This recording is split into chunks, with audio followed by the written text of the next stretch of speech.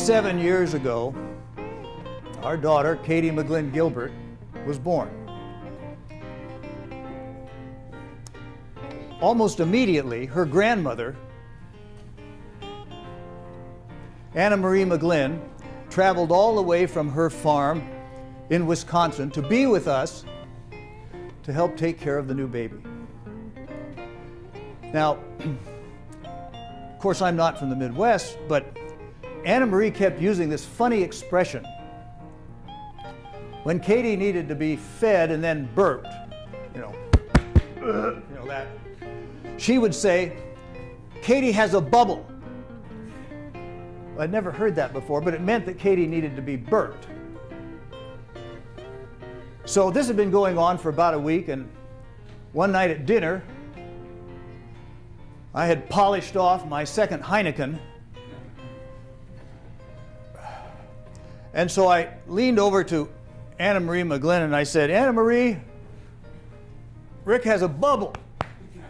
And Anna Marie looked at me without cracking a smile and said with a straight face, "Oh, Rick, just let her rip." So I did. That's where the name of this show comes from. From Anna Marie McGlynn, Katie's grandma. Let her rip. This is a storytelling afternoon. And it has to do with stories that are about our life processes. Now, I was a psychologist, and one of the things you study is theories of adult development. And invariably, these theories have a ton of complication to it. Like one guy says there are 8 stages. That's too complicated. Who can remember that? So I'm making it simpler. We just have 3 stages. Ba-ba! Childhood, adulthood, old age. Sound good? Very simple. Not much to it. So we're going to take that point of view today, and we're going to hear stories of people at various stages in their life and what they have learned along the way. The first stage I call permanent record. It's 1946, Hillside School in Berkeley. I'm in the first grade. We're sitting in a circle, and Miss Watts, who was our teacher, who seemed to me to be about 135 years old, she had gray hair, wrinkled face, wore gray, smelled like mothballs, and most of all, hated kids. "All right, Ricky, why don't you read that first paragraph for us?" Jane went out to smell the flowers. "Wait a minute, Ricky.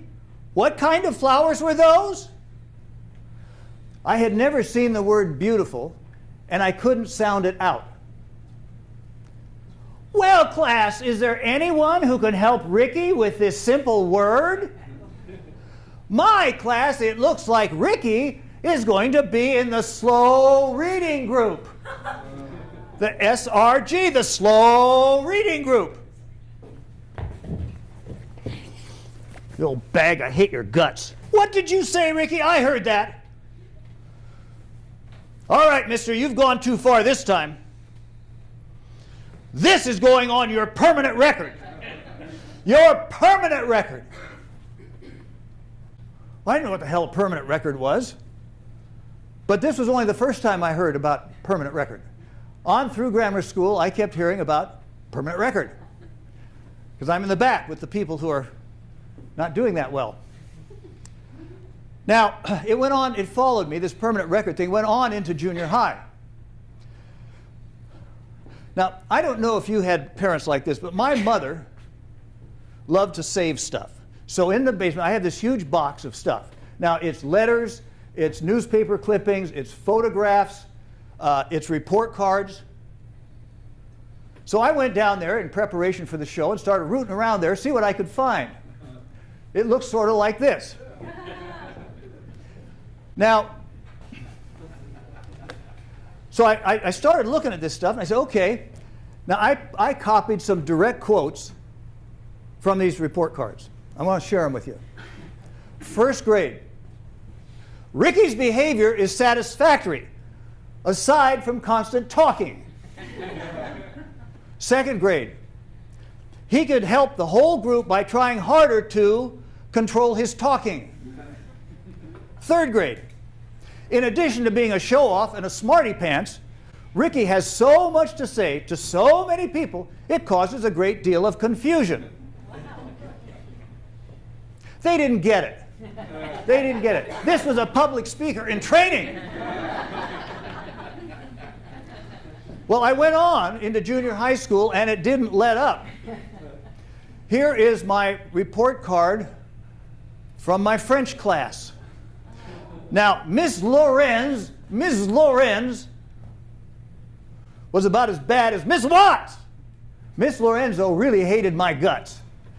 And maybe it was the smarty pants attitude, but she would walk by where I was sitting, and she'd hit me. She'd go, "Mon petit bébé, mon petit bébé."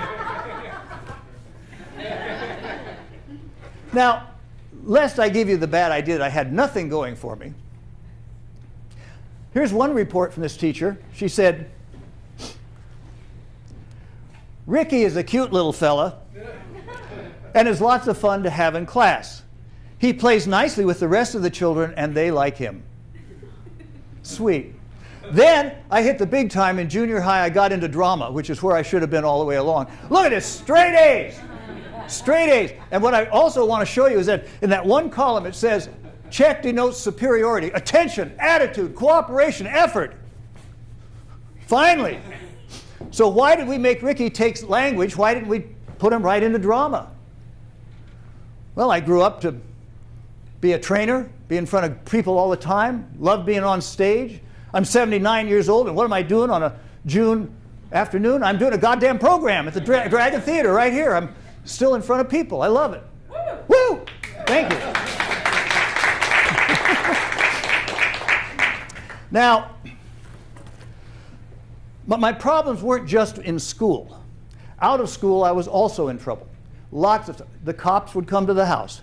We would hear more about the permanent record. One of the best times of all, though, was around July. You could go down to Oakland to the Chinese laundries, and they would sell you illicit fireworks. And one of my favorite was a thing called a barrel bomb. It was about that big, and they say it was worth a quarter stick of dynamite, but it was also called an M80, and it had a fuse that would burn underwater. So right away you can see that this really ups the ante quite a bit. So Randy and I are riding our bikes as fast as we can down the hill in North Berkeley, a little park called John Hinkle Park. We're as fast as we can, and we see a cop car going up the other way. Why? We just blew up the toilet in the boys' bathroom. You see, you have this toilet, and you have these 11-year-old kids, and you have this barrel bomb, and it's just obvious. Well, I went back a few days later, and where the toilet had been, there was this little stub sticking out of the floor. Didn't get caught. It was great. Had more fun with that. Perfect. Well, so my parents thought, well, maybe we should put him in the Boy Scouts. That might help. So I joined the Boy Scouts. Now, I am not a good merit badge person. So I didn't earn a lot of merit badges because I'm not very motivated to do that sort of stuff. But what I did do is I managed to get kicked out 3 times. The first time I got kicked out, it was because I badmouthed the scoutmaster. The second time we were at scout camp, and I got some other guys, and we hauled this huge rowboat way up on this snowbank, and we piled 5 kids in it, down the snowbank into the water. Everybody got soaked. It was great fun. The scoutmaster, though, didn't appreciate it. I got kicked out again. The final time I got kicked out comes back to the barrel bomb issue. We were having an overnight, and if you have an overnight with a bunch of scouts, of course, dinner involves hot dogs. Now, over here on a picnic table, over here, out of the way, somebody had brought a giant jar of Morehouse yellow mustard. So I wanted to see what would happen. You're ahead of me here, aren't you? With my barrel bomb in the mustard. I ran like hell. Now you've heard of Jimi Hendrix talking about purple haze. Well, this was a yellow haze. It went up 30 feet in the air. It was delicious. And that was the end of me and the Scouts forever. But in addition to that, I was probably tired of the Boy Scouts because I had found 2 other things. One, cars. The other, girls. So I was done with the Boy Scouts. But I went on with this kind of smarty pants attitude, even right up till adulthood. And in fact, something happened not long ago with Kaiser. Now, I see a lot of gray-haired people out here.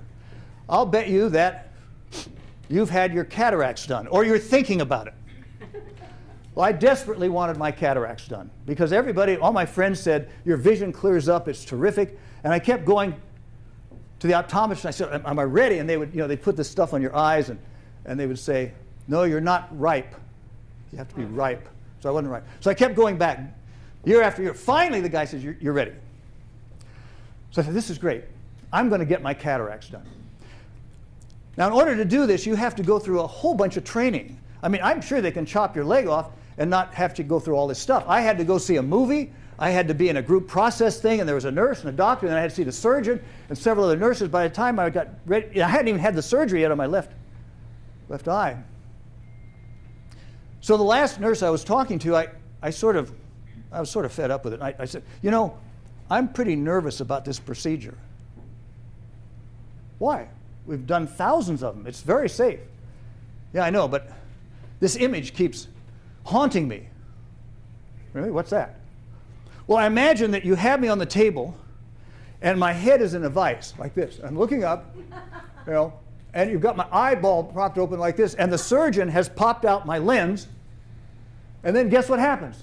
We have our 8.5, 15-second earthquake, and the joint's going like this, and ceiling tiles are falling. You guys are running for cover, leaving me on the table. And I'm sitting there saying, oh shit, if I sit up, the vitreous humor in my eyeball is going to roll out, and my eyeball is going to collapse on itself. My, you certainly can go to the dark side.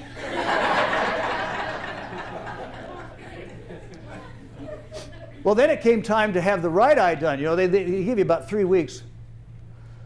And those of you that have had procedures, and those of you with the gray hair, and maybe some others here, you've had procedures. We call them procedures. Oftentimes it's in and out. It's just a one-day deal. And one of the things I've noticed is when I have procedures, they really want to make sure that everything's on the up and up and that there's no confusion. So I walk in and I've got this band, this wristband, right? Big old thing, maybe orange or something, pink. All right, you're Frederick Gilbert. Is that Frederick Gilbert? Have I got that right? Frederick Gilbert. And we're doing your right cataract. We're not cutting off your left leg. Is that right? Yes. Right cataract, not left leg, Frederick Gilbert. And you go to the next room. Now, you're Frederick Gilbert. It goes on and on. Well, I got tired of all that. It's so stupid. It's just for the lawyers, So when I had my right eye done, right before I left the house for this surgery, I took some eyebrow pencil to make it easier for them.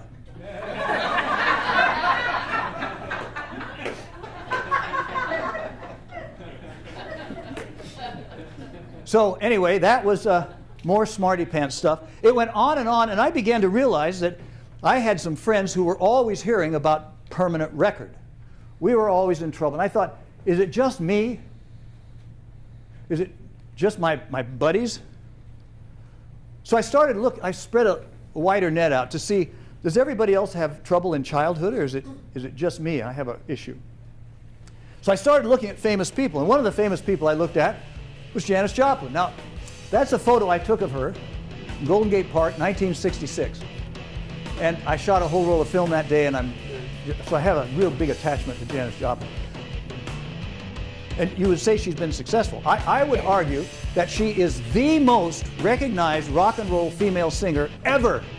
I can't think of anybody else that's more. I mean, maybe Tina Turner, but anyway, she made it big. So she must have had an easy childhood, right? She grew up in Port Arthur, Texas. She was a sort of a hippie, weird kid.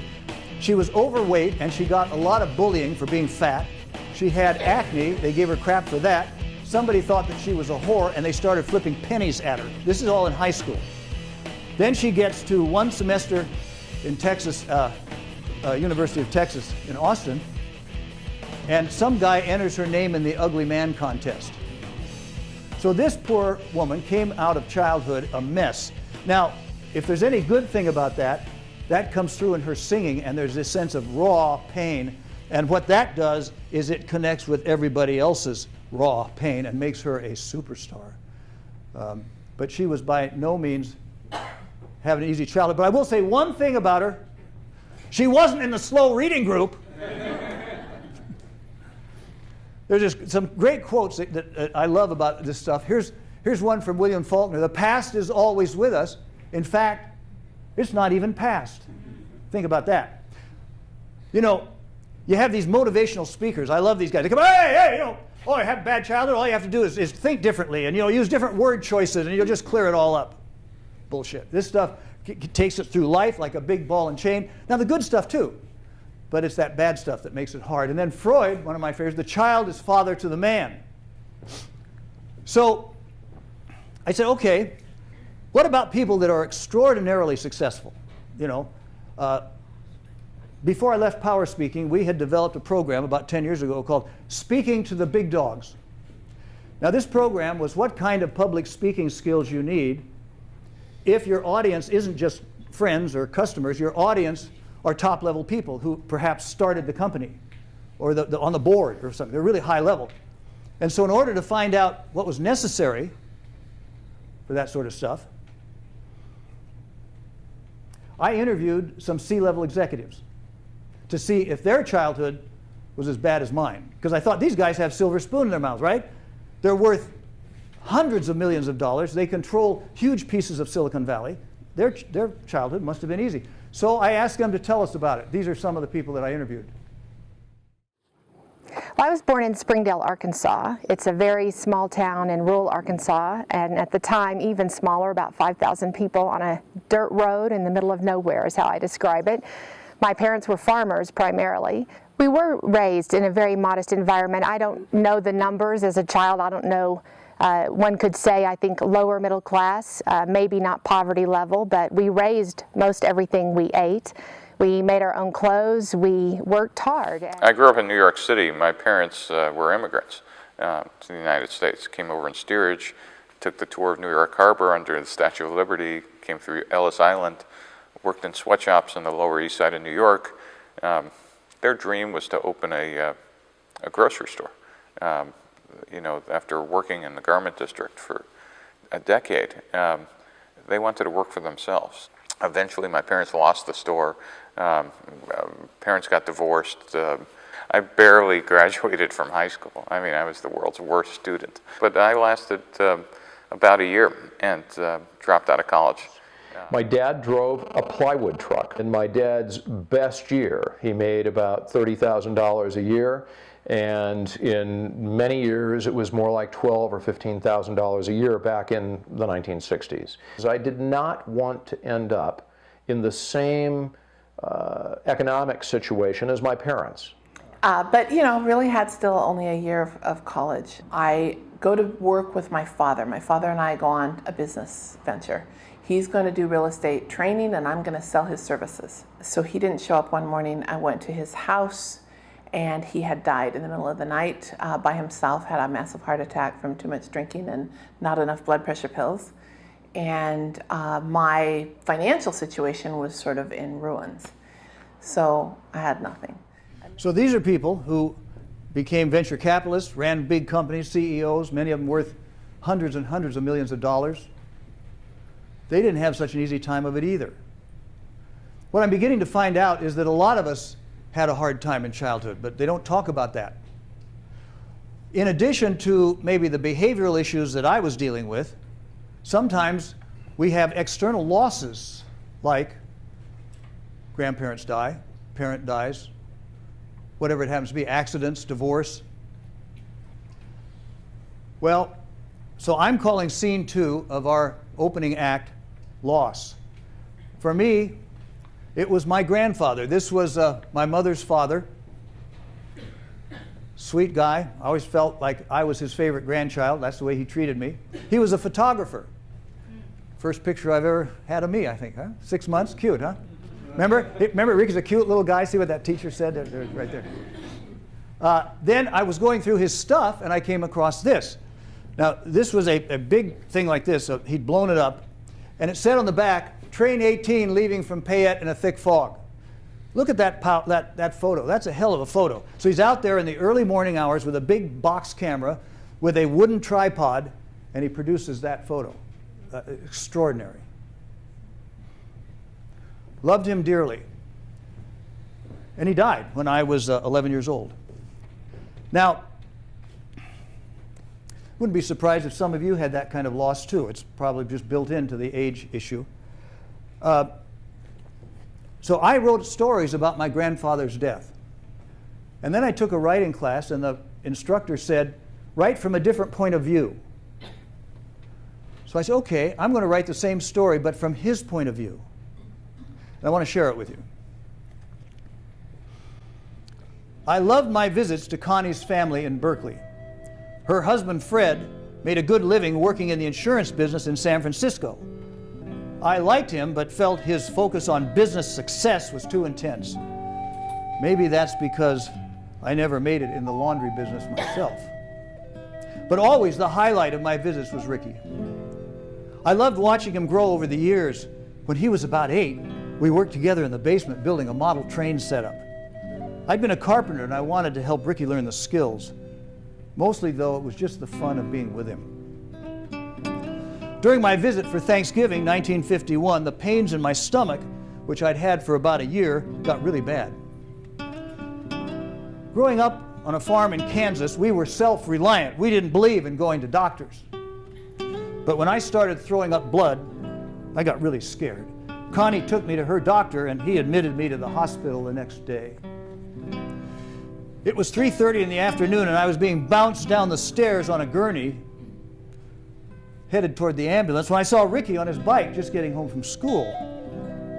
He came running over. I asked the attendants to stop for a minute, and with all the strength I could muster, I raised up on one elbow and I took Ricky's hand. He looked terrified.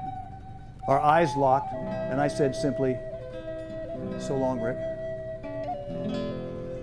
I got sicker in the hospital. Connie came to visit, but we all thought it was better not to let Ricky see me like this.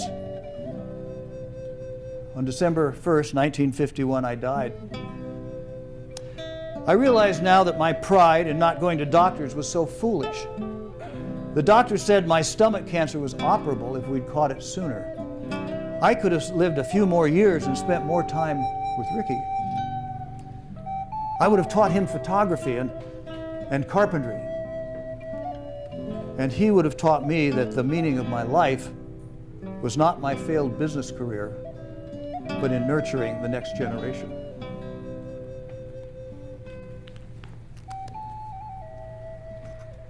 So, those early years, permanent record years, can be rough. Maybe we're not good in school. Maybe we have behavioral issues. Maybe we have loss like that. My father used to see life, he had a particular kind of idea about life. It was like an escalator. And you start off working your career at a young age, and you go straight up and up and up and up, and then you retire and you play golf, and then you die. That's it. My experience of life is real different than that. I think more, my life is like a pinball machine. And the ball bounces from here to, and you have these little flippers at the bottom, and I'm never clear who's running the damn flippers. Is it me or is it somebody else? And then there's always the guy like this who's shaking the whole machine, like this. Wow. So I didn't feel like I had a whole lot of control. But now we're done with Act 1 of our life, and we're ready to move into the adult years. I call this finding our voice. Then this happens from, say, 25 to 30, something right in there. And then this goes on until maybe 65, something like 60, 65. And it's a time when we try to figure out who we really are. Am I like my parents? Am I different than my parents? Have I gone in a total different direction? I do the same thing my father did. Maybe I joined the company they have or not. Where do I want to live in the country? All of this stuff. Am I going to be married or single? Whatever. It comes crashing in these years. And I call this the finding our voice years. There's a great quote. It's actually a poem from E.E. Cummings that I think really says it all about what our challenge is at this period in our life. The hardest battle is to be nobody but yourself in a world that is doing its best day and night to make you like everybody else. Yep, I bet we can all identify with that one in one way or another. So as we look at scene one of this adult years, I'm going to bring to bear a woman called Adele Sheely. She's a well-known success and career writer and coach and so forth. And in her book, she's found that her research showed that the biggest correlation with success in later life is the ability to take risks. Great quote here from Kierkegaard: "To risk is to lose your footing momentarily. To not risk is to lose yourself." So, not long ago, my wife, Mary, was sitting across the dinner table from us, and she said, "Well, I think I'm going to have a little adventure." I said, "Oh, really? What are you planning to do?" She said, "Oh, I don't know. I'm going to jump out of an airplane at 18,000 feet."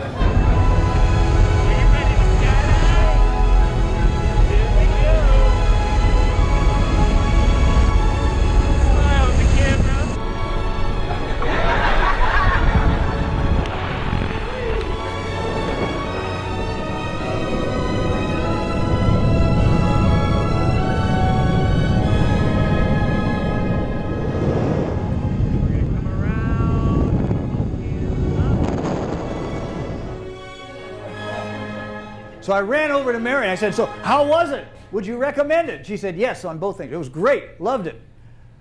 Those first 20 seconds are a little hairy, you know. You're but the guy keeps saying, "Smile at the camera." They're wearing a little GoPro camera on the wrist, which is really cool. They got that great image. So she was doing that, and she was doing it because she wanted to. It was a voluntary risk that she took for the fun of it. Not all the risks in life are that way. Sometimes we take risks because it's part of our job. This guy's name is Brad Webb. He's a sailor. He's from New Zealand. He started sailing when he was 12, and he got so good that he went right up into the professional ranks. And in fact, he was on the Oracle team that was out here in the Bay a couple years ago, the America's Cup race. He was on that boat. And I had a chance to interview him. And so one of the things I said to him is, "Well, so what are some of the dangers implicit in this life that you've chosen for yourself?" But it was all white water. Just this wall of water came over the bow and I couldn't hold on. And I just got flushed. I got flushed straight over the side. And I kind of popped up as the boat was going by, and the boats were going super fast. And the boat was kind of bearing down on me dead straight. And I just thought, okay, I've got one shot here to go one way or the other. And as the boat just got to me, it just started to kind of veer off to my right. So I kind of rolled to my left and pulled my feet right up to me. And as the boat came along, as the boat kind of bore down on me, I put my feet up against the side as the boat kind of touched my feet. And as the boat touched my feet, I just pushed off as hard as I could, kind of down and away, and then pulled my feet right in because I knew the props were going to be coming through, you know, right after the boat came through. And so I did that, and then I was waiting for the chop. I was waiting for the props to essentially slice my legs off.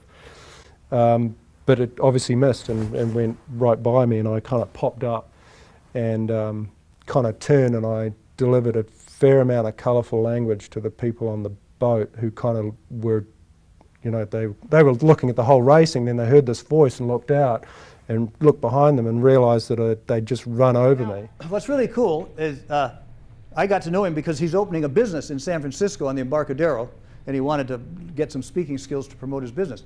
Now, it's a thriving business, and he takes people out on honest-to-God America's Cup racing yachts. He has one that's about 5 years old, and you can take up to 20 people on this thing. You know, friends, relatives, clients, whatever. And it's reasonable. You go out on the bay for about 3 hours. It's really fun. It has a 90-foot mast, and this mast is like this, and you're slicing through that water. You're hanging on, you know, it's really a hoot. It's really worth doing. So I'd recommend that. Good guy, Brad Webb. Well, another example of people who have risk built into what they do are the iron workers. And I have been very fascinated with the iron workers. Those of you who are not from Redwood City, one of the things that happens around here is you leave town for a week and you come back, an entire city block is gone, and there are these big beams going up everywhere you go. I mean, you know, I was fascinated. This building right across the street, the Box Building, it's on the corner of Middlefield and Jefferson. As that was going up, I got fascinated with this, and I would go down with my camera and my long lens, and I'd start taking pictures of these guys. And the thing is, when they're 4 or 5 stories up in the air, you sort of feel like they can't see you. They can see you. They know you're down there taking their picture. One guy even took his hard hat off. Yeah, went like that. So I started taking pictures of these guys, and I got to know them a little bit. I remember I was talking to one guy on the sidewalk, ironworker. I said, "So what's the best part of this job?" And he said, "Watching the buildings go up." I said, "What's the worst part?" "Funerals," just like that. I was able to connect with these guys and do some video interviewing with them in their motel room down here on El Camino, and their stories are sort of amazing. It's probably as dangerous as you can get, and it's as fast as you can flick a light switch is how fast something can go bad. Crane collapses, I've seen that. You get to do things that not many can do, not many are willing to do, because it's a hell of a thing to get way up there in the air on nothing but a little beam and just look at the whole world. Well, I mean, we know the dangers of the job and everything, but we're thrill seekers. We love adrenaline. The higher you go up, the danger, the things that could go wrong, everything just multiplies. So this guy said to me, Jose said to me, we're addicted to adrenaline. And he thought that was kind of cool, is that every day you get to work and get that adrenaline rush. I'm not sure that I would feel that way. They're talking about what it's like when you're walking 10 floors up on a 4-inch beam like this. Yeah, I bet it would be an adrenaline rush. I'd probably just pass out. I don't know. Take a change of underwear. And right across the street from the old spaghetti factory, there's one of these monster buildings going up. And there is a crane sitting there, and the crane must be 200 feet tall. Now, one of the things that always was sad to me is I never could get the crane operators. I mean, the iron workers are on the sidewalk. I can talk to them. But this guy, these people go up in the top, and they sit up there all day long, and they come in. If you're not down there, well, so it's 4 o'clock, and here's the guy coming down. I said, whoa! That guy has a brown hat. So I ran around to the other side where their workers parked their cars, and I waited for the guy to come out. And I accosted him full on. I said, "Hey, hi, I'm Rick, and I do photography and video, and you're cool, and you must be, can I talk to you?" And he said, "Okay." And I had my phone with me. So I did this interview. Now, I asked him about the danger involved in the work that he does. His name is Johnny Cooker. I've been around down the block from Vegas and City Center, and say only 12 people died on that job. Well, 12 of them died on the job site. They didn't talk about the ones that died on the way out in the ambulance. So I looked that up. It was called City Center. And because the big money people wanted the job finished by New Year's Eve so they could make a whole lot of money, 18 iron workers died over the course of that thing. And he said some of them died on the job, some died later in ambulances and stuff. So these guys live with this day and night. Well, that came really clear to me when I was working with these guys, when I heard the story of Rene. Now, so I'm down on the sidewalk, I'm shooting with all this stuff, and these guys are friendly to me and so forth. This guy comes running over and he says, "Rick, yesterday we had to shut down the job because Rene got his leg crushed." And he said it was a 2,000-pound beam that was coming in hot. That's the word they use. In other words, they can't quite control it. And he said Rene's leg was up against a beam like this, and like that, and just crushed his leg. So we stopped the job, took him over to Walnut Creek where they have a hospital that specializes in bone reconstruction. So I said to this guy, "What kind of hard hat does Rene wear?" Because at that point, I had about 1,500 images of these iron workers in my computer. And I thought if I could figure out identify him that way, and I was able to, and I blew up some images I had of Rene. And I blew them up to 11 by 14. I put a little mat around them and put them in a nice clear plastic container, and I took it back to the job site, and I gave it to this guy who said, "Well, thanks, I'm going to go give this to Rene." 3 days later, I'm back there taking pictures. This guy comes running over. And he says, "I gave Rene your photos." And he started crying. Wow. I wondered why. You know, because here these people, they seem to be so macho. They got the big helmet and the big shades and the boots and the buckles and the ropes, and they just look like such macho guys.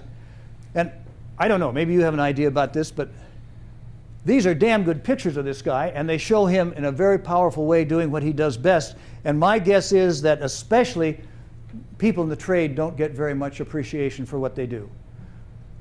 And so it may just be that he felt appreciated, maybe for the first time. A friend of mine looked at this and he said, you may have given that man something that he never got from his father. Well, I'm certainly older than him. Well, so the job went on. I continued with my photography. And as the job was nearing its conclusion, I put on a wine and cheese for the ironworkers. Now this building over here, it's right over here on Middlefield Box, right across the street is a little restaurant called Aria. And so I put on this wine and cheese, and it was 5 o'clock on a Thursday night. We got about 30 ironworkers and about 30 or 40 of our friends and clients from Power Speaking from all over the place. Some of you were there. And it was a hell of an evening. It was really fun. And so we're going along about halfway through the evening. I had a panel discussion of these ironworkers talking about what it's like to live life on a 4-inch beam. One guy even had his wife and kids come from Sacramento to be at this thing. One of the guys who was the owner of one of the big companies said to me later, he said, I've been in this business 40 years. I have never seen anybody give so much praise and so much appreciation to the ironworkers as you did tonight. Well, we're halfway through the evening, and suddenly there's this big uproar. Whoa, whoa. I look over at the door, and here comes Rene on his crutches, right? Rene comes over to me and gives me a big hug, and I had never met this guy. So I have a new theory that the shortest distance between two people is photography. And so here we are. There's Rene on his crutches. It was a whale of an evening, but Rene's story made me realize that these guys live with risk day and night. Well, the ironworkers gave me a chance to take a little bit of a risk as well.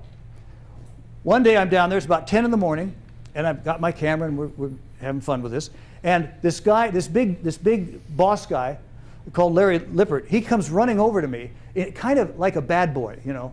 I bet a lot of those ironworkers are bad boys, but they were probably in the permanent record group like me. But anyway, so he comes running over and he says, "Hey Rick, come here, quick! I'm going to get you up on top." I said, "Whoa, fucking hey, man!" So I run through, go through the chain link fence, and he said, "Get your tripod down. Here's a hard hat." And before I know it, whoa! I'm on the elevator going up to the top.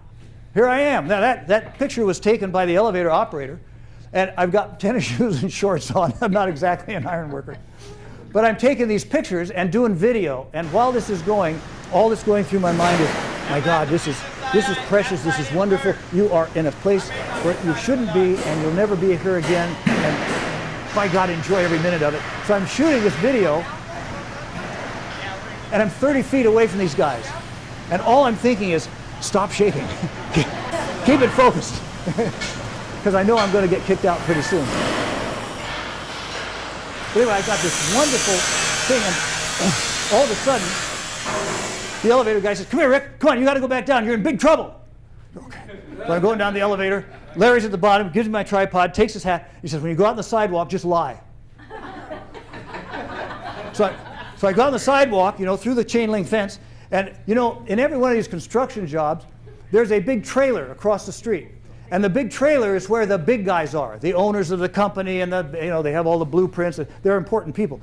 This guy has come running out of the trailer, comes running over to me. He has steam coming out of his ears.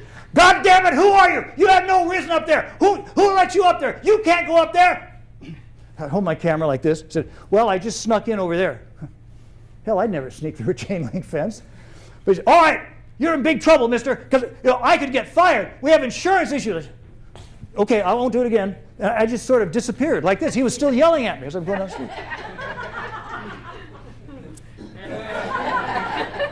But I did get some really good video. Well, so the next day I call up Larry. Said, "Larry, I hope you didn't get in trouble for that." He says to me, "Well, look, what you do is you lie, lie, lie, deny, deny, deny." Well, that's what I did. And I have no hesitation, no regrets. about that wonderful video I got. Well, there was more risk-taking. This was during our business, the early part of our business, the late 90s. And you know, as a small business, training business like we are, you need to always let the world know what you're doing. You have to send out postcards or do online or have mailings or whatever. And so we used to send out postcards. It was about that time that I was blown away by a company called Palm and a little thing they had called the Palm Pilot. But it had this really cool, it had a little pen thing, and you could do all this stuff with it. Sort of the precursor of our smartphones. And so their ad campaign was simply Palm. You don't need anything else. Simply Palm. So what did they do? Of course, they had a naked ballerina posing for it. So I thought this was the coolest ad I had ever seen. This woman was completely naked, holding this palm. It was all tastefully done. I mean, they were in the back of national magazines. I mean, full page, big honking ads. And they had her in a number of different poses. I think one was sort of like this, like here's like this. So it was all tasteful, but it made the point of, so I'm thinking, hey, wait a minute. Suppose we take the palm and instead we put a microphone for power speaking, of course. So I made an appointment at our local photography place. And I went in and I posed. The first thing I will tell you is that position is really hard. I had to hold that position for 5 minutes, and it was really hard. The other thing that made it difficult is that the person who owned the studio and who took the picture was this really foxy 35-year-old woman. And so I had bathrobes and towels, and because I'm totally nude. So I did this thing. I got this thing all up, and I took it over to our graphics guy, and he made it look like the Palm ad, and then we ran off 1,500 of them. And so we're going to send them out to all our clients. Simply power. All you need is power speaking, right? Cool idea, right? I'm on a roll, right? I'm not risk averse. I'm taking risks. So it's not with somebody else's money. It's my money, actually. If I'm taking this risk, we got 1,500 of these things, and then one of our most astute board members said, "Say, Rick, have you thought about asking Palm about this?" Well, no, actually I hadn't. So, yeah, Palm, marketing department, please, yeah. Frederick Gilbert, Redwood City, power speaking, blah, blah, blah. We want to do a little ad campaign that would be sort of based on your simply Palm. You think that'd be okay? Oh, okay, I'll send it to you. So I send up this mock-up this thing to the guy. 3 days later, I get a phone call back. "Gilbert, you do not want to send that out. If you send that out, you are going to be sued by 4 people at least. The photographer is going to sue you. The graphics guy is going to sue you. The dancer is going to sue you. And most of all, Palm will sue you. And we will squash you like a grape." Does this mean you think we shouldn't do it? What's the matter? Were you in the slow reading group? This never went out. I have 1,500 of them at home. And if anybody wants a nude picture of Rick, for your refrigerator or something, be happy to do that for you. There's a great quote I love from Winston Churchill. He said, "Failure is not fatal, and success is not permanent." That's really cool. Think about that for a minute. That's really cool. So that on both ends of our fear, it's okay. You think that failure is going to be terrible. It's not so bad. But don't get your big fat head, because your success ain't going to last very long. I see a lot of heads nodding. So that's the end of the risk-taking thing. Some of us do it on purpose because of the fun of it, and some of us do it because it's part of our jobs. But remember, according to Adele Sheely, it's critical to be a successful adult, to not be afraid of risk-taking. The next piece of this puzzle is mentorship and role modeling. Because if we're taking all these risks and we're hanging out there, we've got to have some support from somebody, right? It's a great quote from Bob Dylan.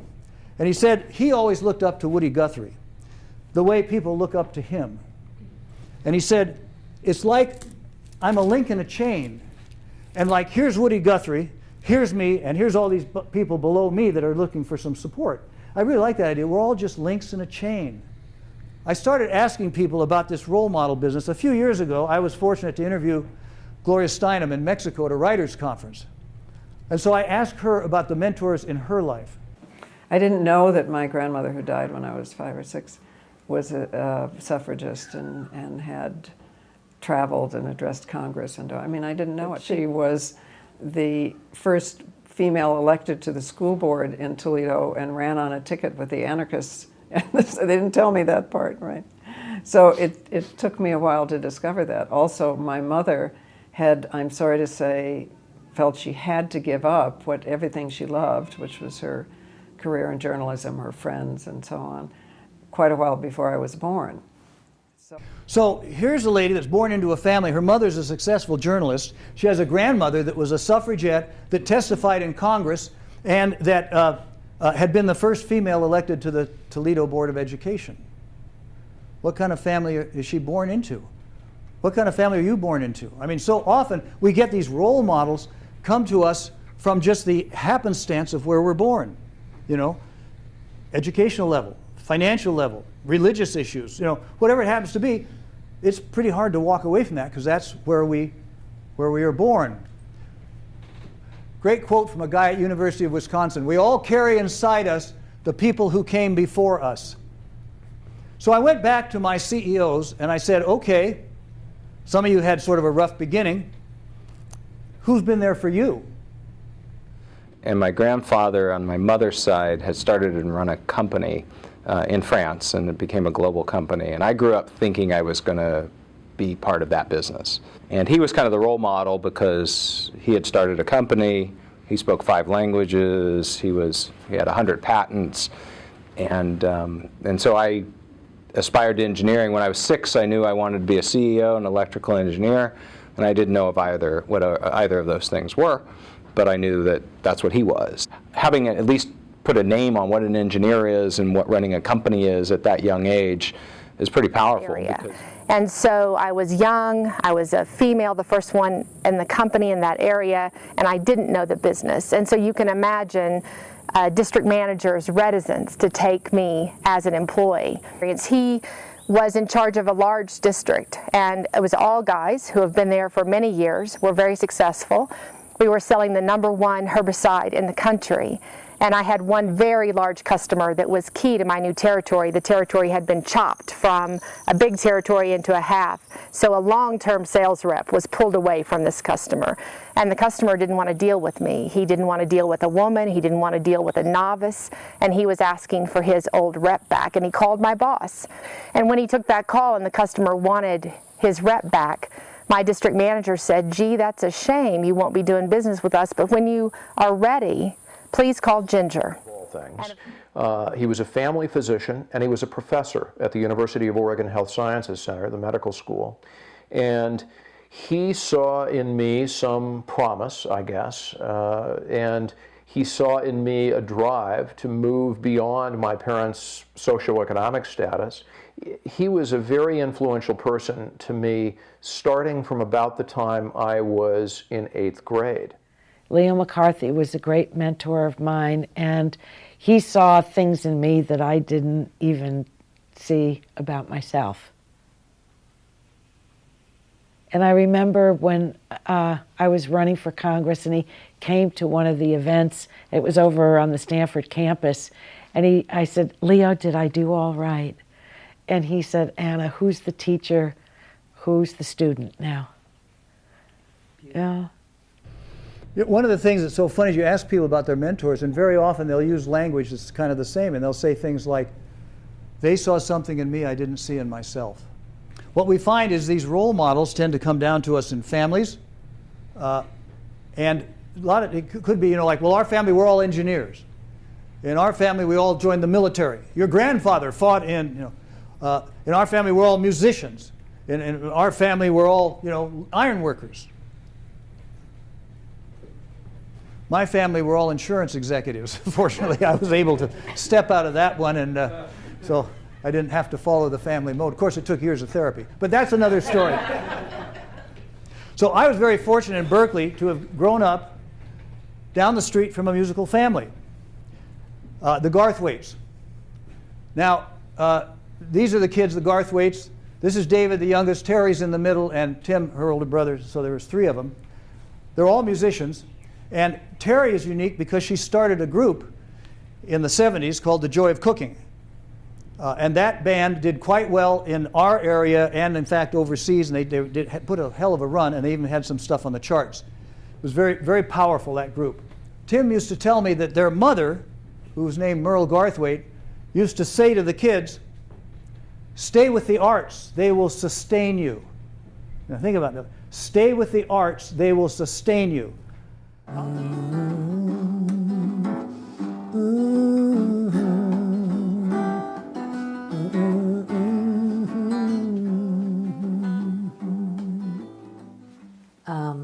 I was a folk singer when I was in my early 20s in Berkeley, lots of opportunity. And I spent a lot of years doing rock, made a bunch of records.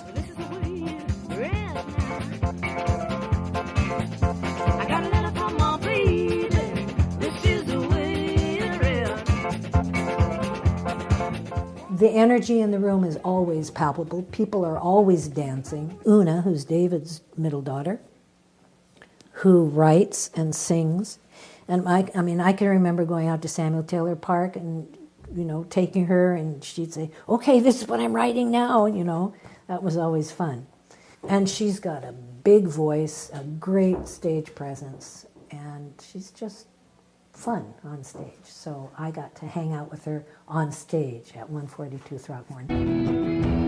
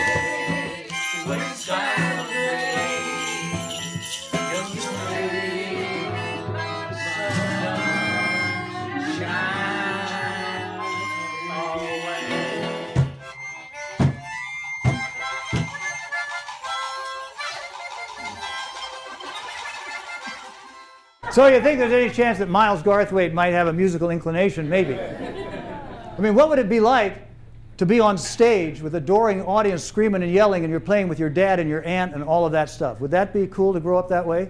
So I did a musical family tree.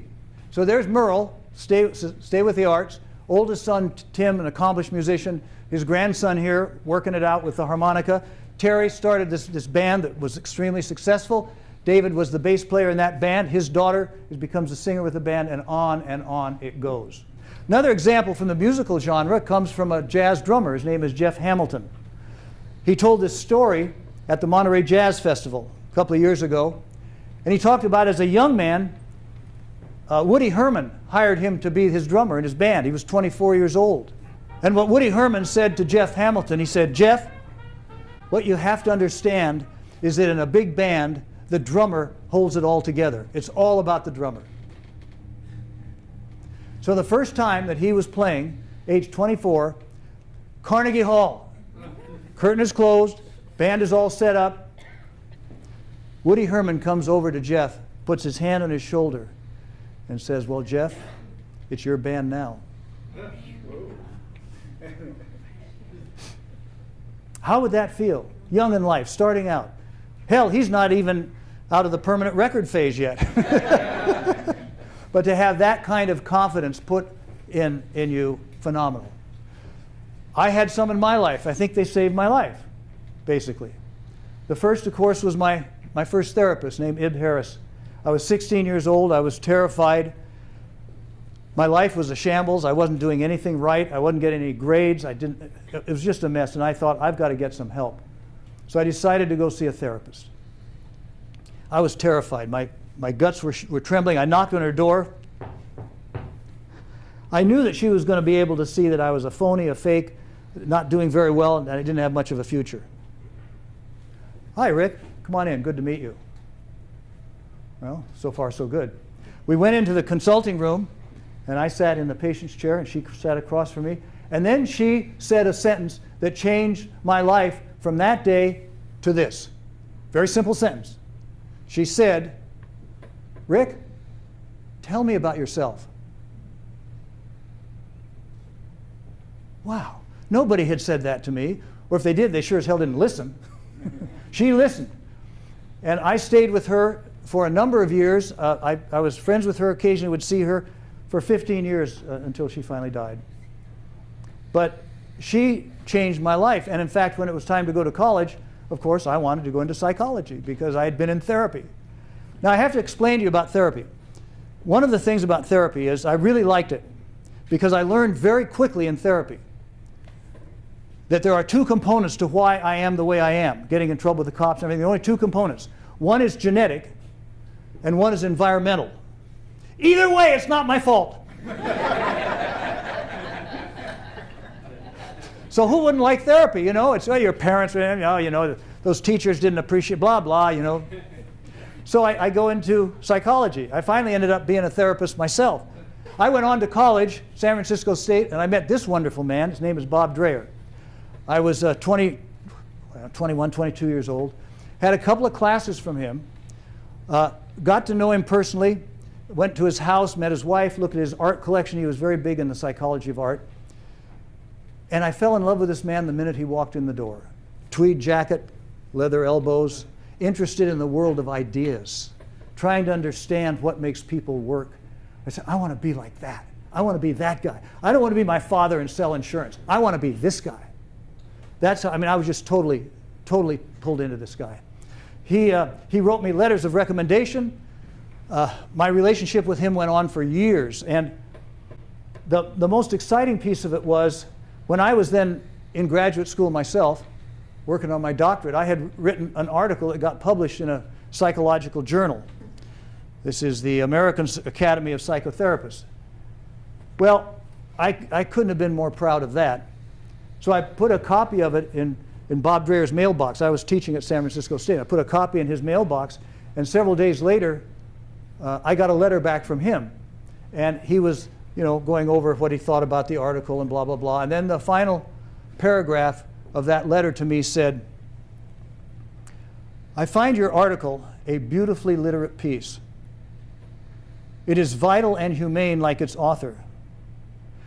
So it goes without saying, both in person and in print, I love you very much, little brother. That's like having Woody Herman come and touch you at the beginning and say it's your band now. I had to go in the corner. I collapsed for a while. I was just blown away because nobody said stuff like that to me. And that love that he had for me and that I had for him, it made me think that maybe I can do this after all. Maybe I can be successful in school and stuff. Unfortunately, he was a smoker and he died in 1989. And I hadn't seen him for several years. I didn't know he was in the hospital, and it came as a big shock. But then there was a tradition at San Francisco State, and that is that when a professor died, they would have a memorial service in the faculty lounge, and they always had a student who was asked to come and speak on behalf of all the students. They asked me. So I got to look at these professors. By now I was 50 years old, and I'm looking out at professors that I'd had when I was 20, 22, who now had retired, and I get to praise this wonderful man and what he did for my life. Something I'll never forget. But that's not all. Then there was Bob Suchek, another faculty member at State, and he worked with me on my PhD dissertation. 3 years of writing, big 400-piece behemoth. And we would argue sometimes, and he wanted me to make changes, and I didn't want to make changes, and every time I made the damn changes, they made it better. And so we had a good relationship, and at the end of the whole process, I sent him a bound copy of this thing, and he wrote back, nice letter, critiquing it all. And then his final sentence said, "What you may not have known, Rick, is that I needed you as much as you needed me." I wouldn't have known that. And he was very sort of quiet, but he didn't share a lot of his feelings. And one of the things I learned about that is that if we're in a mentor relationship, it's going to be reciprocal. It's not just one way. The mentors want to get something back from us. Or if we're the mentor, the person they better give me something. They better light my fire, because otherwise, why am I doing it? So that is the first two scenes of adulthood. Don't be afraid of risks, and make sure you have some mentors and some role models along the way. Now, I want to stop here for a minute because we got one more scene to do. There are several people in the audience here that are under 30. Everybody's looking around. Who's under 30? Those of you that are under 30, pay attention to what I just said. This has not happened to you.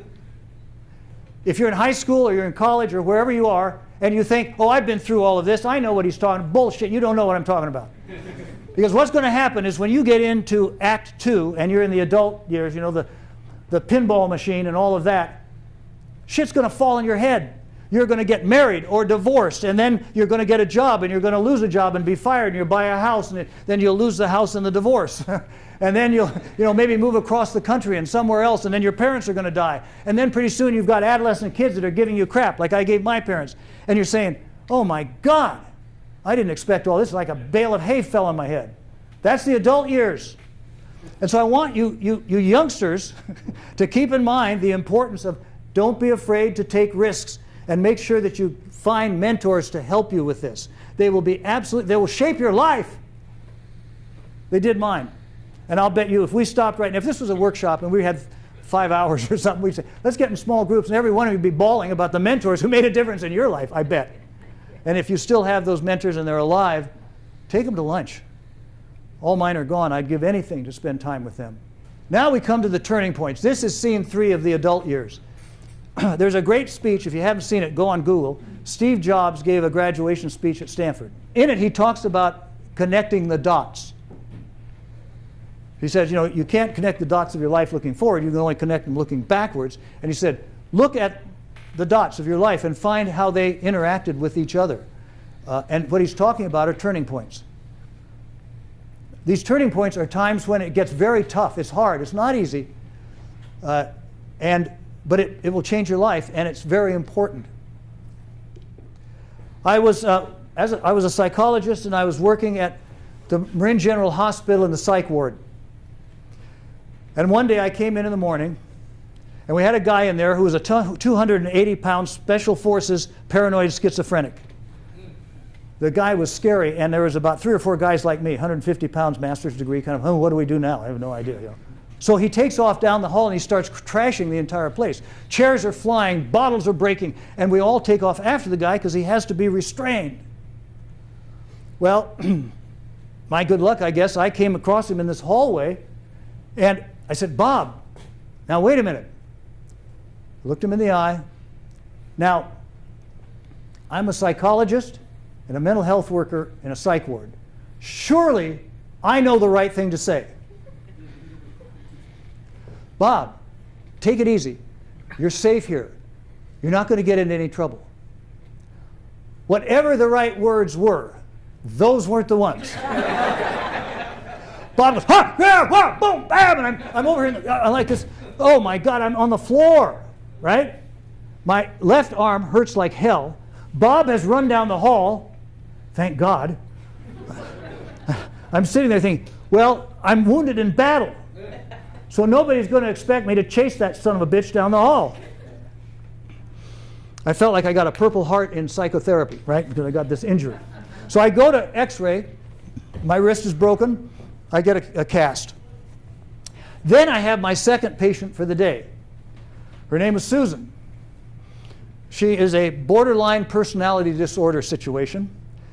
Her life is a mess. Oh, God, I can't stand it anymore. Nothing's working for me. You people don't like me. Nobody likes me. I can't get a job. I can't get a boyfriend. I just hate my life. I'm going to go to the bridge today and I'm going to jump off. There's a little voice in my head, and the little voice is saying, my Susan, I think you have me confused with somebody that gives a shit. Then there's another voice in my head that says, Rick, I think you're ready for a career change.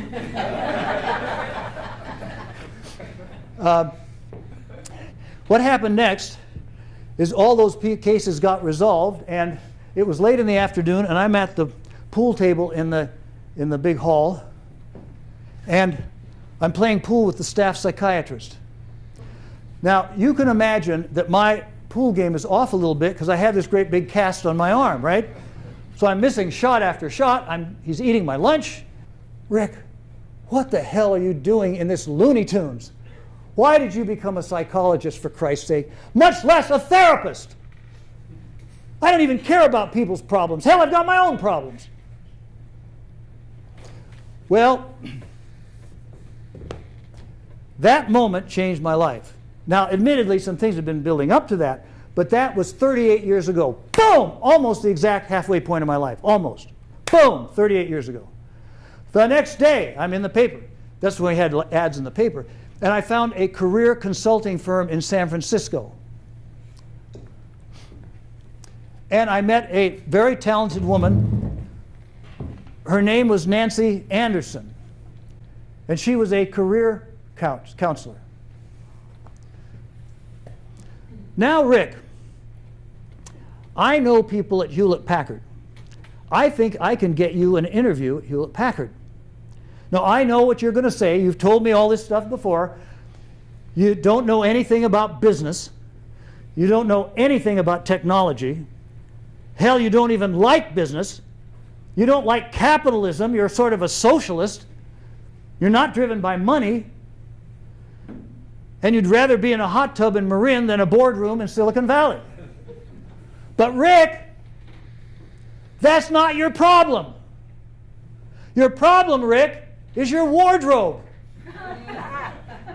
You look like a hippie. Now, I'm giving you this book. It's called Dress for Success. And this book will show you how to dress to get that job at Hewlett-Packard. Now, the first thing you have to do is you have to get a blue pinstripe suit. But Rick, make sure that the stripes are close together. If they're too far apart, they'll think you're the mafia. And most importantly, Rick, get rid of those dopey desert boots. Get yourself some wingtip shoes. I got it all. I got the blue suit, I got a leather briefcase, and I got wingtip shoes. In fact, ladies and gentlemen, those shoes right there are the actual wingtip shoes I got 40 years ago. 40 years ago. They're Florsheim Imperials. And back then they cost $100. You know, and when you're making $600 a month, that's a lot of money. Well, I did get a job at Hewlett-Packard. And for the life of me, time went on and I thought all those things that Nancy said were true. I said, why in the hell did they hire me? I finally figured it out. It's the wingtip shoes. So those of you that are under 30 that I just give a little lecture to, get some wingtip shoes. It'll help you get a job.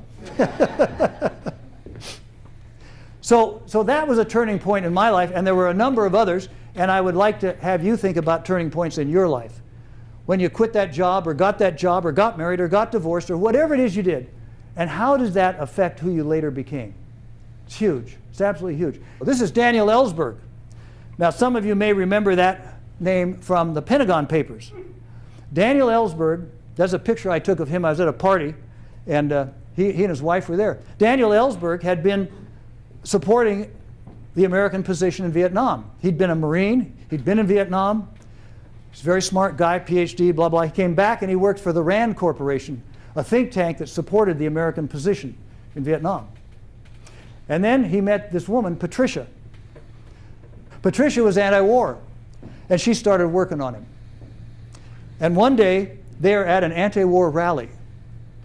Now, I confirmed this. When I met him at this party, I had read his biography, and I said, this is the story. I want to make sure this is true. He said, it's absolutely true. He's at this rally, this anti-war rally, and something starts to begin working in him, and he doesn't feel very good. He said he went into the men's bathroom and leaned up against the wall and collapsed on the floor and started bawling. But not little simpering, not little boo-hoo, little weeping. Huge, racking sobs, snot coming down for a full hour. I mean, the guy was just completely racking with it. And finally, the hour was up. And he washes his face and he cleans up and he walks out the door into this rally, and he is anti-Vietnam War in the spot. And then that led to the Pentagon Papers, which probably took years off the war and thousands of lives. Whoa. That is a turning point. So these turning points are really critical in our lives. Don't ignore them. Don't ignore them. There's a great book, I'm trying to remember the name of it, The Soul's Code. The Soul's Code by James Hillman, a Jungian analyst. And he says, if you ignore these turning points or the call, you're going to live a life of misery. So these things, these turning points can be very difficult and not fun. But they're growthful and they're critical. So here's our story now. We've been through, finding our voice, the 3 stages, and now we get to the soft landing. This is stage 3 in our adult development program. Rick's new 3 stages of human growth, not 8 stages, much easier. So I'm calling it the soft landing. This is really cool. There was a book that just came out called The Happiness Curve. Now, many of us have this idea that after we get into old age, say after 60, 65, 70, that life just turns into an awful affair where we're losing physical abilities, we're dementia maybe, we're Alzheimer's, whatever we've got, it's awful. In fact, there's a little limerick that I used to close my 60-year high school reunion about the golden years. And it goes like this. The golden years have come at last. The golden years have come so fast. I cannot see, I cannot pee. I cannot chew, I cannot screw. The golden years have come at last. The golden years can kiss my ass. Well, it turns out that it's not that bad, according to this guy's research. This guy finds out that if he looks at all these research studies, yeah, some people end up in the nursing home with, drooling, and it's terrible. But for most people, life gets a lot better after retirement, after 65 and so forth. So I took my curve and I superimposed this guy's curve. So I'm saying that we're more productive in our midlife, in our adult years, right? And that's when we're least happy, according to this research. Why? Well, we have to work like hell. We have to earn a living. We get fired. We get married. We get divorced. We have kids. The kids are smart-ass adolescents giving us nothing but crap. Our parents are dying. Whatever. These middle years are filled with stress and terrible stuff. So it's not surprising that, as children we're kind of happy because we don't realize how bad it's going to get. And so we're kind of happy. And then as old people, it's all behind us. As long as I've got my Social Security coming in, I guess I'm okay. But I thought that was kind of an interesting idea. But one of the things I found is that in order to make this period of our life successful, we have to have some things like compassion and like empathy. I had some really interesting examples of that. Here's one. I'm taking a portrait photography class in Santa Fe, New Mexico, with a famous photographer named Nevada Weir. And Nevada Weir says, a portrait is all about up close. It's all about a relationship. It's not about a telephoto lens from the distance. So use a short lens, have a relationship with the person, and then if a photo comes out of that, cool, that's great. But it's not about being behind a telephone pole or taking these pictures. So our job was to go downtown and get a photo. So I'm downtown, and here's this Vietnam guy sitting there playing his guitar, and he was good. And I've got my Nikon, and I'm sitting there holding it, and and so I liked it so much, I took a $20 bill and I put it in his guitar case. He went, whoa, that's a lot of money. So he said, anything you want to hear? I said, yeah. Do you know Folsom Prison Blues? Well, it turns out he did. I hear the train a-comin', it's rolling around the bend. And I ain't seen the sunshine since I don't know when. And I'm dancing and singing with this guy on the sidewalk in Santa Fe with my big Nikon. I'm thinking, God, this is great. And so after we had that little exchange, I said, can I take your picture? And he said, sure. And that's the picture that I got. Then I disappeared up this sidewalk. I started going away. But in my peripheral vision, I noticed that there were these young girls, probably 11 or 12, that came over to this guy. They were street urchins. Hey, man, you got a smoke? I heard him say. This guy reached down to his guitar case, took the $20 bill that I had given him and gave it to them and said, you need this more than I do. My only regret is that I didn't go back and put another 20. But I mean, talk about compassion. Here's something quite recent. I was taking yet another portrait photography class. I think I'm done with portrait photography. But anyway, taking this one, and we went down to Mountain View Farmers Market. And it was a cold morning, and we were supposed to get pictures, you know, farmers and the trucks and the vegetables. But I was fascinated by these Jehovah's Witnesses. And I have to tell you, I've got sort of a character flaw, and I'm not big on religion. And whenever I find people like this, I want to argue with them. Now this is like, try banging your head against a cement wall. It's about, you'll get about as much left. Nobody's changing anybody's mind, but I have to just go at them, you know, full bore. But this time I didn't. And maybe it was because I was with this class and we were with Stanford, and I had this mission. And so instead, I started engaging these two beautiful women in this thing, and I said, well, tell me about a time when it's been really, because it must be hard door-to-door selling religion. It's got to be hard. And the taller woman there, she said, well, recently I went up to the door, and a man opened the door, and it was dark inside his apartment. He was a vet, and I went in and we started talking, and he said he was going to kill himself, that his life was not worthwhile. And so we talked, and we talked and talked, and when I left, he said, I don't want to kill myself anymore. I think there is hope. I thought, well, Jesus Christ. I mean, you know, all my stuff about religion, I shouldn't say Jesus Christ, but all that stuff about religion, you know, I mean, this is what it should be, right? What she told me, and we can't argue about Noah's Ark or anything like that. This is the kind of reaching out that I think is so wonderful. And I have to admit, a little compassion came out of me, but it was massive compassion out of her. Another story about compassion involves a dear friend of mine. His name is Jim Keefe. I have known Jim Keefe since I was 20 years old. He is a talented chemist, an organic chemist that has spent his entire life teaching at San Francisco State. Last year, in July, he had a massive stroke. The irony of the thing is, he was having lunch with a student who has become a physician and an emergency room doctor, and she said, Jim, I think you're having a stroke. He ended up over at SF General, and then finally in a facility that takes care of neurological problems. And it was awful. It's in South City. It's one of those places you walk in the door, it smells weird, you don't like it. It smells like antiseptic, and they have old people tied up in their wheelchairs, you know. It is just awful. And Jim was there. And he's in bed. I will say now he's at home, and he has 24-hour care, so he's getting about as good as it can be, but he's completely paralyzed. And so when I talked to him, I said, Jim, what do you do to occupy your mind? I mean, you're just looking at the ceiling. It's got to be terrible. And he said, well, I'm writing a book. You are? You're writing a book? What's it called? It says The Catheter Girls. Well, it's not a book, really. It's more of a chapter. So I whipped out my phone, and I said, well, why don't you dictate it to me? So he did, and I'm going to share it with you. This is Jim Keefe's chapter called Catheter Girls.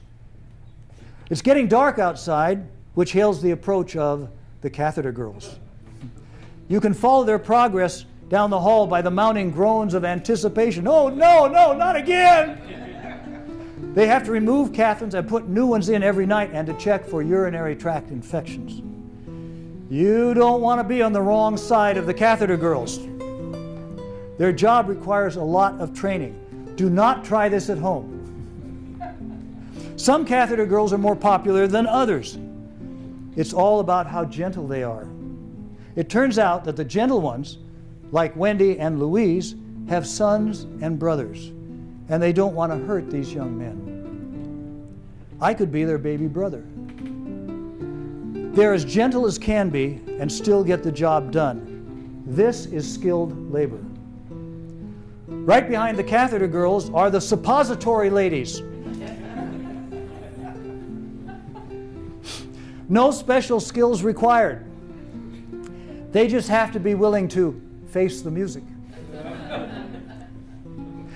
They put a suppository up your butt to keep you regular.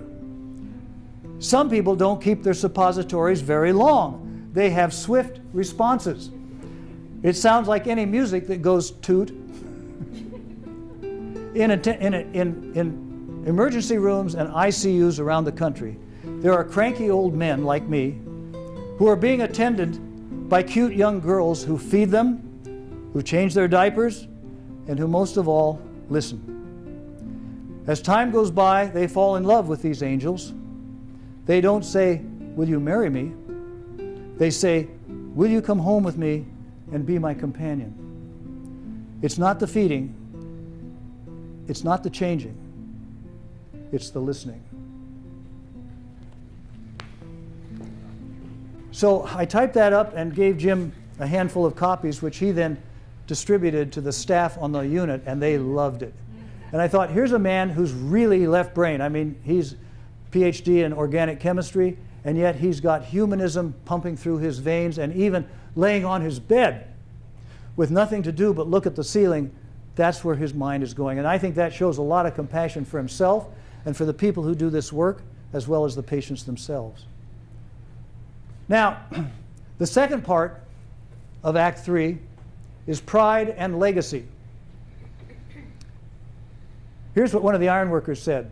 Pride was until I actually started working iron.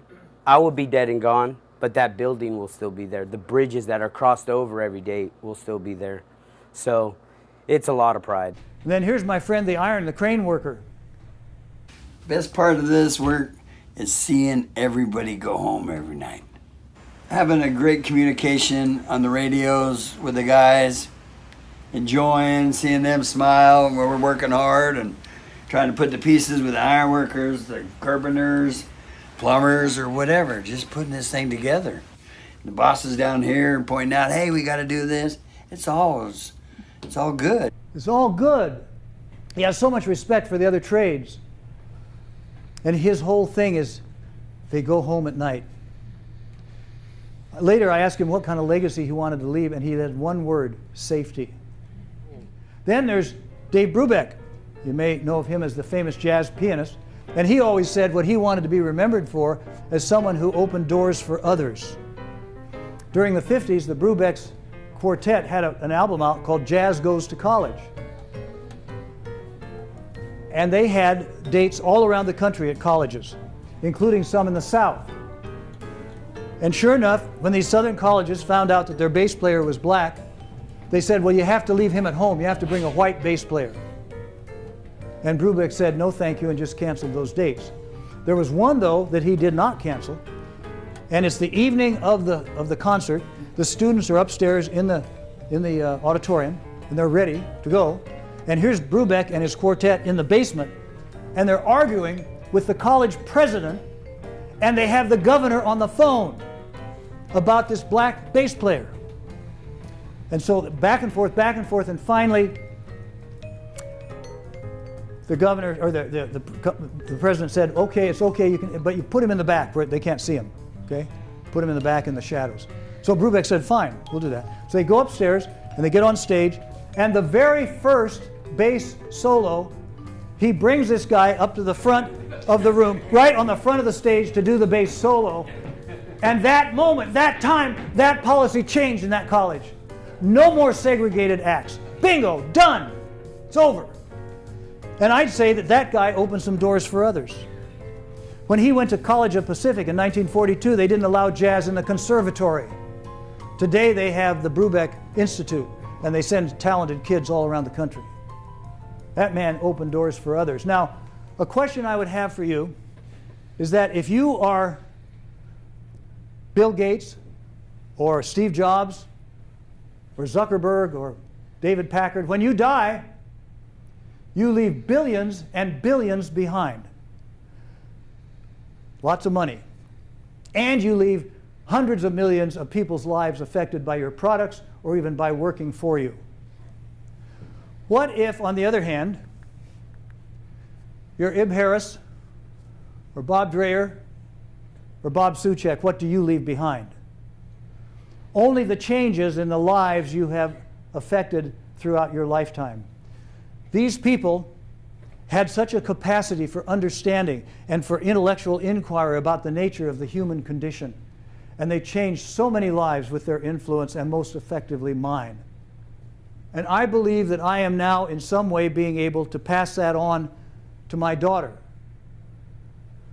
because of what I learned from them. Now, Katie McGlynn Gilbert, my daughter, had always been interested in sexuality. In high school, she was reading Johnson & Masters and the Kinsey Report.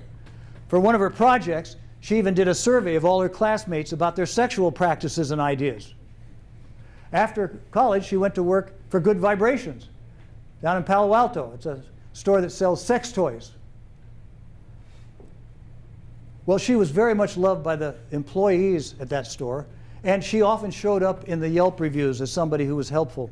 And she told me this one story. One day, this woman comes to the front door. She's about 60 years old, and she's looking kind of scared.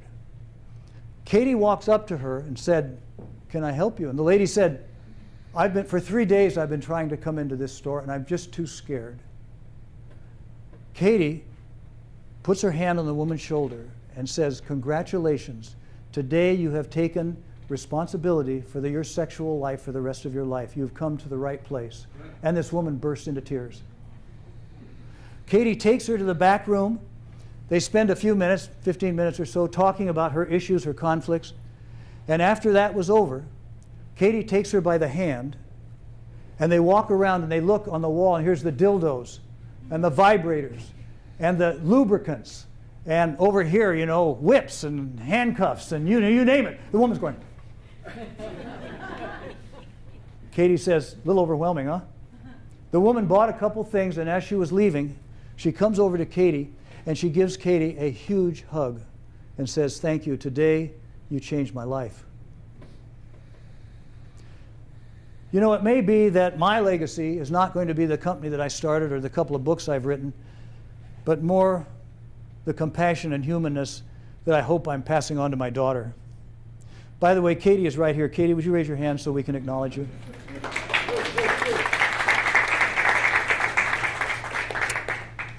I couldn't have done that at 24. I couldn't do it today. So here's my family tree for Katie. My grandfather, my first therapist, my professors, they all shaped who I am. And with any luck, I'm passing it on to my daughter. Well, 50% comes from me, and then her mother has something to do with this as well. But then Katie is going to do the things she's going to do and going to affect so many people in her life. What a thrill. So those are the three stages, from childhood, adulthood, and finally tapering off. And I want to wrap up by telling a story about the ironworkers, because the ironworkers' stories kind of encompasses everything we've been talking about: risk-taking, mentorship, legacies. As I was working on this project with the ironworkers, I realized they said, "You got to come down next, let's say Wednesday, I can't remember the day. Come down Wednesday because we're doing the final beam." I said, "What's the final beam?" Well, that's the ending of the ironworkers' work. In other words, the final, then the other people come in, like plumbers and electricians. Well, I said, "This is great. Maybe I can get some photos." So I get my camera, and of course, I stopped by Home Depot, and I got myself a hard hat, so I was good. And so I'm standing around watching the festivities. It was going to happen at noon, and here are everybody, yada yada. These are the mayor and the building people, and it's just a huge deal. And here's this beam, and you'll notice the beam has this flag and a tree on it. So I didn't know about that. Then I had occasion to meet this guy called Kevin Arukin. Kevin is one of the big bosses. And we start to talking, and he tells me all about this stuff, and he says, the flags indicate that the job is done. The Christmas tree says no one was killed. And then he tells me about his best friend, a guy called Mike Carter, And here are the two of them working on what is now the movie, Sequoia Station. So this is about 10 years old. And so here's Kevin, and there's Mike Carter. And after this job, Mike was working on a job at Stanford, and he fell to his death. And Kevin had to tell the family. He said it was the hardest thing he'd ever done. And then he showed me a tattoo he had of Mike Carter. And it says MC, and it has the date on his arm. So I'm feeling emotional about this, about the symbolism, about the trees and the flags, and then about this guy losing his buddy. But he knows I want to take some pictures. So he starts talking to the big boss. He said, let's let this guy go up. No, he can't go up. Well, he's not an employee. There's no insurance. This is outrageous. Well, no, but it might be interesting, blah, blah. He kind of soft-pedaled a little bit. Finally, the guy says, okay, all right, but you'll be with him the whole time? Yeah, I'll be with him the whole time. So again, here I am, a minute later. I'm in the elevator, I'm going up to the top. Yes, me and my camera. And all these 100 people, the city officials, are down there, and they're not on the top, and I am. Just this little photographer guy, Well, turns out that what I was about to witness is old and very powerful. You've seen this famous photo of 1932 and these iron workers sitting on this thing. Well, there was a lot more to it than that. We don't see these other pictures. Guess what? They're doing the installation of the final beam, and they're putting the flag up. That's 80 years ago. I'm about to witness something that has been so built into this trade. I think, my God, it's like I'm having a spiritual experience or something. Well, these men are voted by the other men. It's a very big honor to be the guy that does this. And so here I am. I'm up there, and I'm starting to videotape. I have to tell you about this guy. So there he is. That's the guy. Now he's getting ready. So he's putting on his straps and everything. It's a big deal. And all I want to do is get video and stuff. And so I have my Nikon, and I have my iPhone.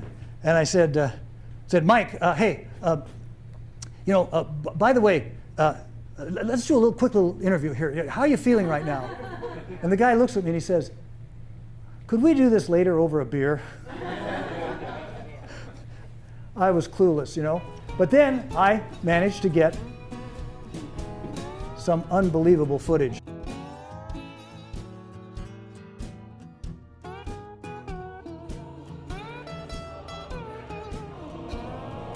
I actually started getting awash with patriotic feelings. I mean, I wanted to, sing God Bless America or something. I mean, you see men who are this committed and this skilled in what they do, and how unappreciated they are in what they do. And so I got that film. And so at this point, I'd like us to wrap it up. I want you to notice these wonderful people that I have been praising and telling their stories. And we're going to end today with some gospel music. So what I would like you to do is stand up at your chair right now. What we've talked about today is the arc of our lives, from the permanent record part to the pinball machines of adult years to the soft landing. And through it all, there's a spirit, which Martha Graham called a quickening that moves us forward. And whether we're Dave Brubeck opening doors for others, or we're iron workers who are putting up skyscrapers, there's a passion in what we do that informs our very souls.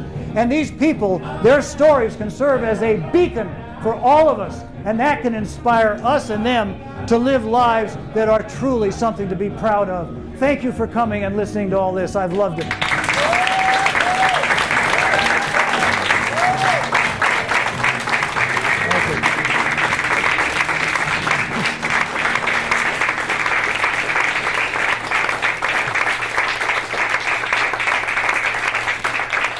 So we're going to go across the street. Thank you, Mark. We're going across the street to the spaghetti factory, wine and cheese. Please stay if you can. Love to chat. Okay. So glad you came. That was really good. Oh, thank you. The most moving thing to me was when you took the point of view of your grandfather. Oh, yeah. Oh. Yeah.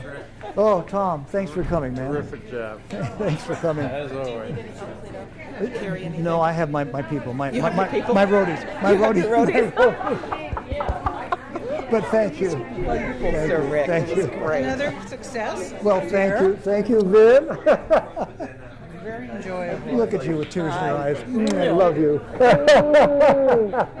So good. Thank you. Thank you. I thought you were doing a little. Really good. And really great to see you doing all this.